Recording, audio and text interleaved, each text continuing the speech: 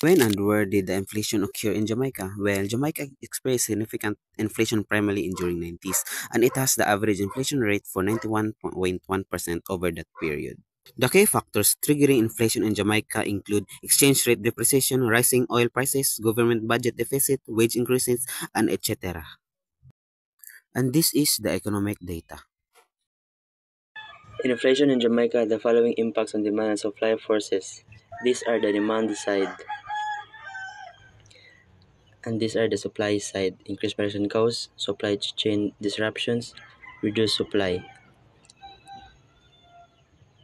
And lastly, this is the overall impact.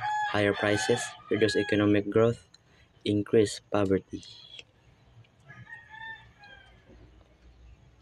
Did demand increase while supply remains stagnant, or did supply decrease due to external shocks? And these are the answers. And this is the inflation. How did inflation affect households and businesses? This is the answer. Impacts unemployment. When inflation rises, the businesses may be forced to cut costs, leading to layoff. Price change. The most visible impact of inflation is the rise of prices for goods and services. Business closure. For businesses when the tight profit margins wage while some workers may see wage decreases. Purchase power. The primary impact of inflation is the erosion of purchasing power, meaning to the same amount of money buy fewer goods and services. Specific industries or sectors most affected by inflation: the tourism dependence, port reliance, and climate change. Policies that government implement to restore market equilibrium. First is the monetary policy, fiscal policy, supply side policies, price controls, and subsidies. Were these measures short-term or long-term solutions?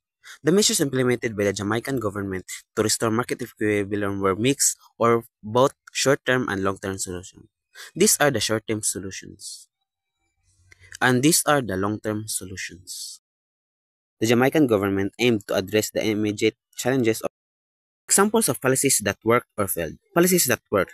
Policies that not work. Was the government response effective? Yes, because the government's response to inflation in Jamaica was partially effective. What alternative solutions could have been implemented? Monetary policy, fiscal policy, supply side policy, price stability, and social protection. Their effectiveness would depend on various factors, including specific economic conditions and the government policies priorities. Our group conclusions on inflation is the government should stop the corruption.